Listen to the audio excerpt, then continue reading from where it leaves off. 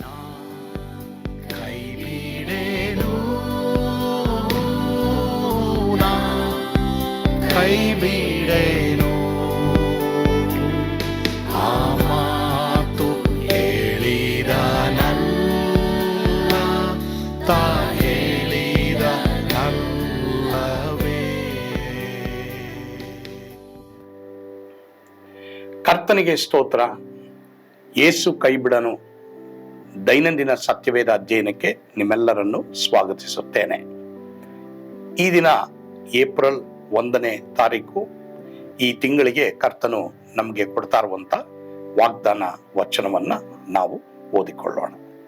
ಅದು ಆದಿಕಾಂಡದಲ್ಲಿ 30ನೇ ಅಧ್ಯಾಯ 23ನೇ ವಚನದಲ್ಲಿ ಬರೆದಿರ್ತದೆ. ಆ ವಾಗ್ದಾನವನ್ನ ಈಗ ಓದ್ಕೊಳ್ಳೋಣ. ಆಮೇಲೆ ದೇವರು ರಾಹೇಲನನ್ನು ನೆನೆಸಿಕೊಂಡು ಆಕೆಯು ಮೊರೆಯನ್ನು ಕೇಳಿ ಆಕೆಗೆ ಮಕ್ಕಳಾಗುವಂತೆ ಮಾಡಿದನು. ಆಕೆಯು ಗರ್ಭಿಣಿಯಾಗಿ ಗಂಡು ಮಗುವನ್ನು ಹೆತ್ತು ದೇವರು ನನಗಿದ್ದ ಅವಮಾನವನ್ನು ಪರಿಹರಿಸಿದ್ದಾನೆ ಅಂದಳು. ಇದಲ್ಲದೆ ಆಕೆಯು ಯೆಹೋವನು ಇನ್ನೊಂದು ಗಂಡು ಮಗುವನ್ನು ನನಗೆ ದಯಪಾಲಿಸಬೇಕೆಂದು ಅದಕ್ಕೆ ಯೋಸೇಫನೆಂದು ಹೆಸರಿಟ್ಟಳು. ನನಗಿದ್ದ ಅವಮಾನವನ್ನು ಪರಿಹರಿಸಿದ್ದಾನೆ. ಈ ಒಂದು ಸತ್ಯವೇದ ಭಾಗಕ್ಕೆ ಈ ಟೈಟಲ್ ಅನ್ನ ನಾನು ಇವತ್ತು ಕೊಡ್ತಾ ಇದ್ದೇನೆ. ನಮ್ಮೆಲ್ಲರ ಜೀವಮಾನದಲ್ಲಿ ನಾವು ಎಲ್ಲೋ ಒಂದು ಸೀಸನ್ ನಲ್ಲಿ ಅಥವಾ ಕಾಲದಲ್ಲಿ ನಮ್ಮ ಜೀವಿತದ ಒಂದು ಪ್ರಯಾಣದಲ್ಲಿ ನಾವು ಅವಮಾನವನ್ನ ಹೊಂದಿರ್ತೀವಿ. ಅದಕ್ಕೆ ಹಲವಾರು ಕಾರಣಗಳು ನಮ್ಮ ಜೀವಮಾನದಲ್ಲಿ ಇರ್ತದೆ ಪ್ರಿಯರೇ. ಸರಿ, ಆ ಒಂದು ಸಾಲಿಗೆ ನಾನು ಹೋಗೋದಿಲ್ಲ. ಆದ್ರೆ ಅವಮಾನ ಆಗಿದ್ರೆ ಅದನ್ನ ದೇವರು ಏನ್ ಮಾಡ್ತಾರೆ ಅನ್ನೋದನ್ನ ನಾವು ಇವತ್ತು ಧ್ಯಾನ ಮಾಡೋದಕ್ಕೆ ಹೋಗ್ತೇವೆ. ಇಲ್ಲಿ ರಾಹೇಲಳು ಈಕೆ ಯಾಕೋಬನ ಪ್ರೀತಿಯುಳ್ಳ ಹೆಂಡತಿ ಆಗಿರ್ತಾಳೆ. ಯಾಕೋಬನಿಗೆ ಈಕೆ ಅಕ್ಕನನ್ನ ಅವರ ತಂದೆ ಕೊಟ್ಟು ಮದುವೆ ಮಾಡಿರ್ತಾನೆ. ಹೀಗಾಗಿ ಆ ಮೊದಲನೆಯ ಹೆಂಡತಿ ಅಥವಾ ರಾಹೇಲಳ ಅಕ್ಕನ ಹೆಸರು ಲೇಯಳು ಎಂಬುದಾಗಿ. ಆ ಲೇಯಳು ಕಾಂತಿಹೀನನಾಗಿರ್ತಾಳೆ. ಮಾತ್ರವಲ್ಲದೆ ಆಕೆಗೆ ಸರಿಯಾದ ರೂಪ ಇರಲ್ಲ.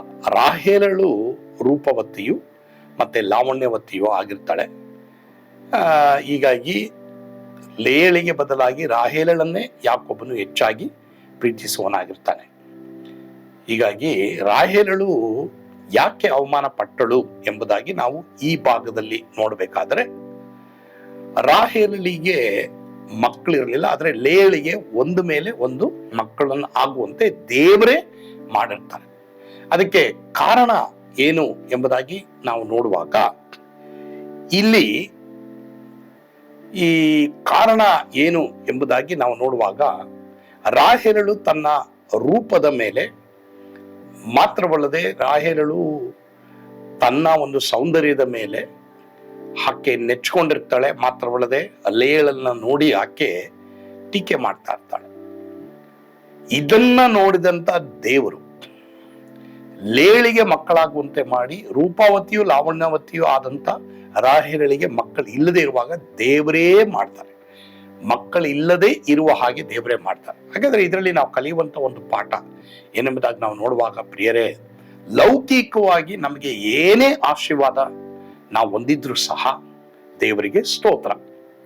ಅದಕ್ಕಾಗಿ ನಾವು ಮತ್ತೊಬ್ಬರನ್ನ ಕೀಳ್ತರಮೆಯಾಗಿ ನೋಡಬಾರದು. ಸರಿನಾ?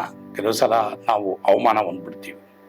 ಒಂದು ವೇಳೆ ನಮಗೆ ಇಹಲೋಕದ ಜ್ಞಾನ ಇರಬಹುದು, ನಾವು ಒಳ್ಳೆ ಕೆಲಸ ಮಾಡ್ತಾ ಇರ್ಬೋದು, ಒಳ್ಳೆ ವ್ಯಾಪಾರ ಮಾಡ್ತಾ ಇರ್ಬೋದು, ಬೇರೆಯವ್ರಿಗಿಂತ ಆಸ್ತಿ ಅಂತಸ್ತಿನಲ್ಲಿ ಒಂದು ವೇಳೆ ದೇವರು ನಮ್ಮನ್ನ ಚೆನ್ನಾಗಿ ಇಟ್ಟಿರ್ಬೋದು. ಆದ್ರೆ ನಾವು ಯಾವುದೇ ರೀತಿನಲ್ಲೂ ನಮ್ಮ ಒಂದು ಲೌಕಿಕವಾದಂತ ಸಂಪತ್ತನ್ನ ಬೇರೆಯವರ ಬಡತನದೊಂದಿಗೆ ಹೋಲಿಸಿ ಖಂಡಿತವಾಗಿ ನಾವು ಹೆಮ್ಮೆ ಪಡಬಾರದು. ಒಂದು ವೇಳೆ ನಾವು ಮತ್ತೊಬ್ಬರನ್ನ ಟೀಕೆ ಮಾಡದೆ ಹೋದ್ರು ಅವ್ರಿಗಿಂತ ನಾನು ಚೆನ್ನಾಗಿದ್ದೀನಿ ಎಂಬಂತ ಒಂದು ಹೆಮ್ಮೆ ನಮಗೆ ಯಾವಾಗ ಬರುತ್ತೋ, ಅಥವಾ ನಾನು ಹಿಂಗಿದ್ದೀನಿ ನೀನು ಹಂಗೆ ಇರಬೇಕು ಅನ್ನೋ ಒಂದು ತಪ್ಪಾದ ಒಂದು ಅಭಿಪ್ರಾಯ ಇಟ್ಕೊಂಡು ಕೀಳ್ತರೆಮೆಯಾಗಿ ಯಾರನ್ನಾದ್ರೂ ನಾನು ನೀನು ನೆನೆಸಿದ್ರೆ ಅವಮಾನ ನನಗೆ ನಿನಗೆ ಕಟ್ಟಿಟ್ಟ ಬುತ್ತಿ ಎಂಬುದಾಗಿ ನಾವು ಈ ಒಂದು ವಾಕ್ಯದಿಂದ ಕಲಿಯಬಹುದು. ಲೇಯಳು ಕಾಂತಿಹೀನನಾಗಿರ್ತಾಳೆ, ಆದರೆ ರಾಹೇಲಳು ರೂಪವತಿ ಆಗಿರ್ತಾಳೆ. ಆದರೆ ರಾಹೇಲಳ ಕಣ್ಣಿಗೆ ಈ ಲೇಯಳು ತುಂಬಾ ಟೀಕೆ ಉಳ್ಳವಳಾಗಿದ್ರಿಂದ ದೇವರು ಅದನ್ನ ನೋಡಿ ಲೇಯಳಿಗೆ ಮಕ್ಕಳಾಗುವಂತೆ ಮಾಡಿರ್ತಾರೆ. ಸರಿ, ಈ ವಾಕ್ಯದಲ್ಲಿ ನಾವು ನೋಡ್ತಾ ಇದ್ದೀವಿ, ಈಗ ರಾಹೇಲಳು ತನ್ನ ಗಂಡನ ಹತ್ರ ಹೋಗಿ ಜಗಳ ಆಡ್ತಾಳೆ, ನನಗೆ ಮಕ್ಕಳನ್ನ ಕೊಡು.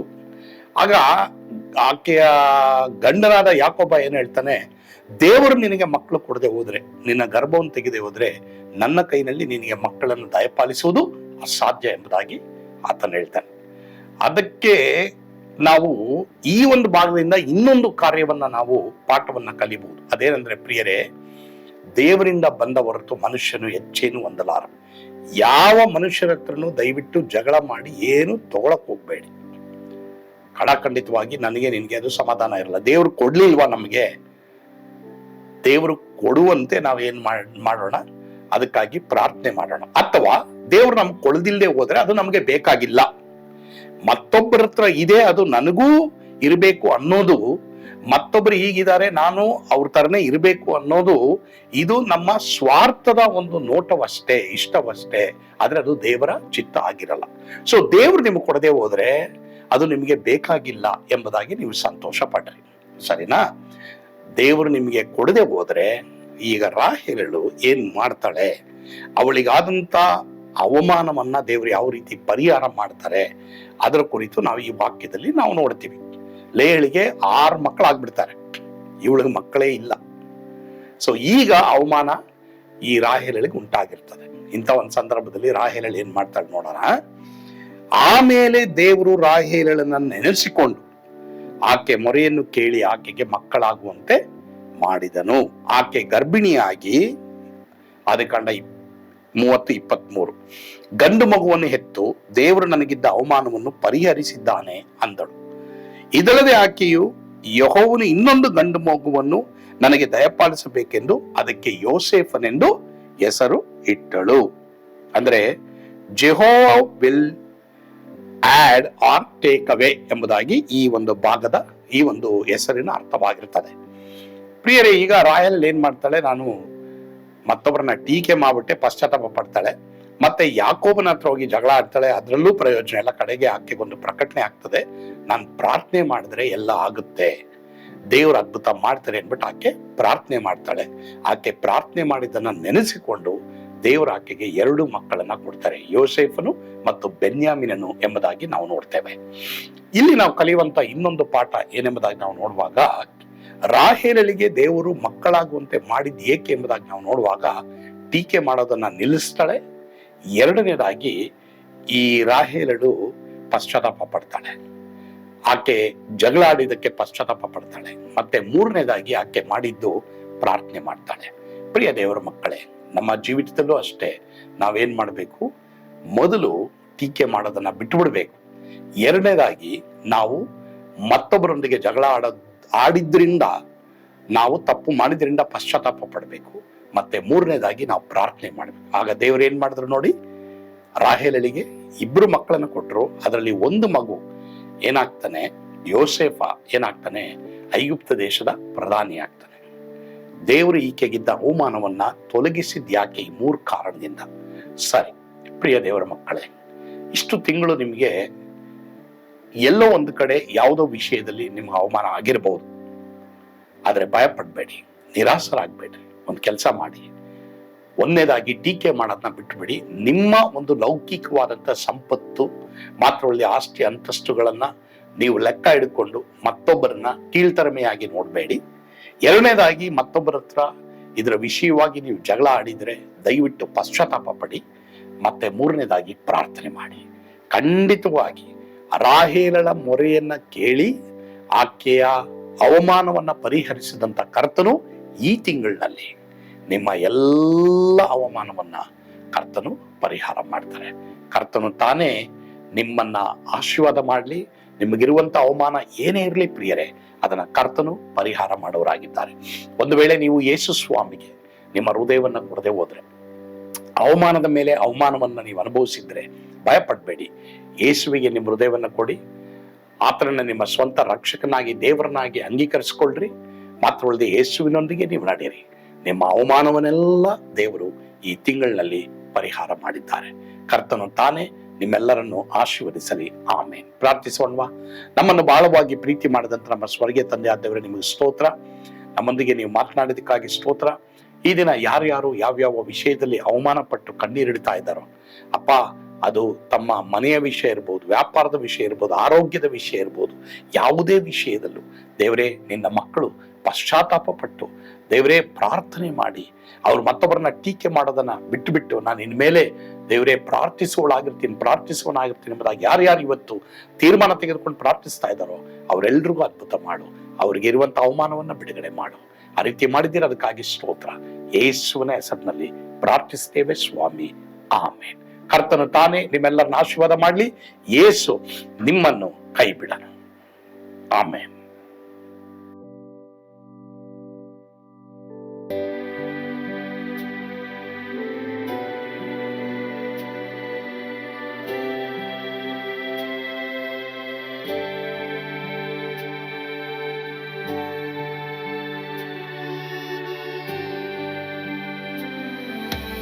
ನಾನು ಪಾತ್ರದಲ್ಲಿ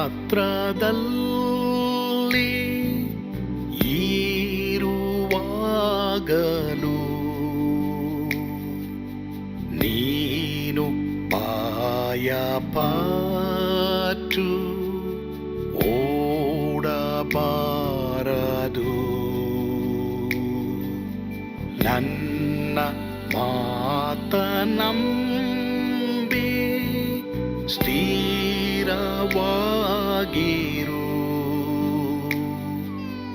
ನಿನ್ನ ಬಿಡಲಾರೆ,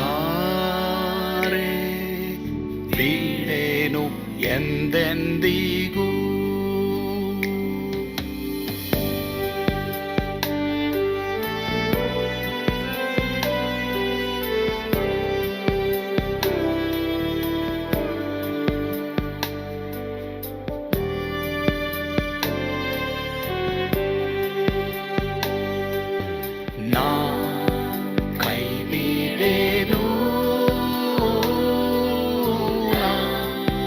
ಕೈ ಬಿಡೆನು, ಆ ಮಾತು ಹೇಳಿದನಲ್ಲ, ತಾ ಹೇಳಿದನಲ್ಲವೇ. ನಾ ಕೈ ಬಿಡೆನು, ನಾ ಕೈ ಬಿಡೆನು, ಆ ಮಾತು ಹೇಳಿದನಲ್ಲ, ತಾ ಹೇಳಿದನಲ್ಲವೇ.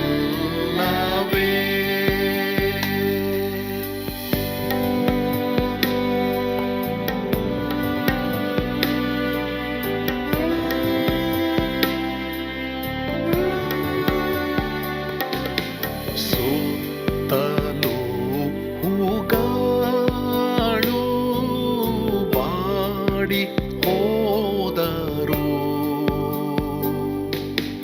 ಮೇಲೆ ಸ್ವರ್ಗದೋಳು ಬಾದಲಾಗದು.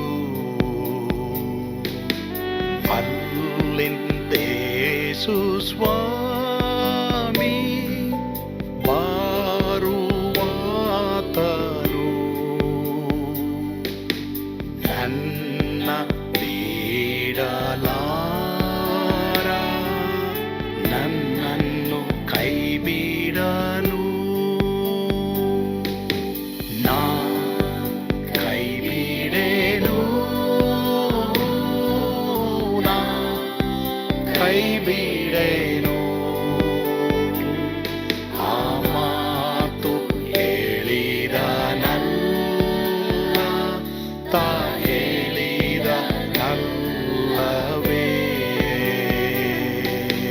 ನಾ ಕೈ ಬಿಡೆನು,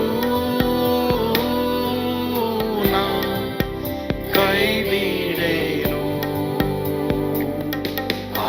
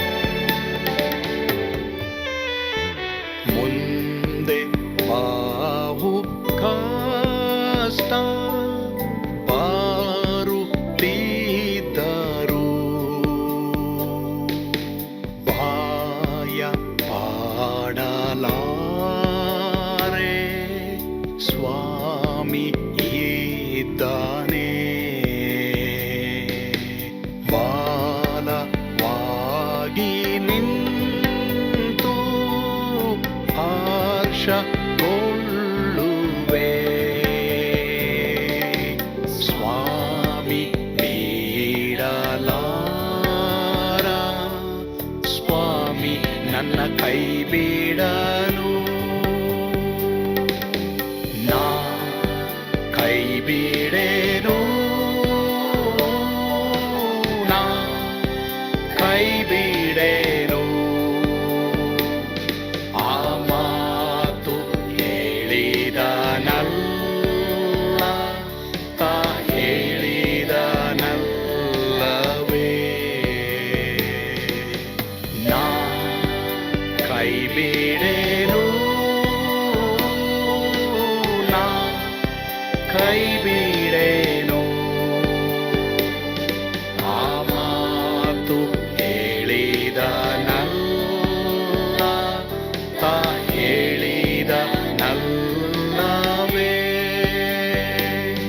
ತಾ ಹೇಳಿದನಲ್ಲ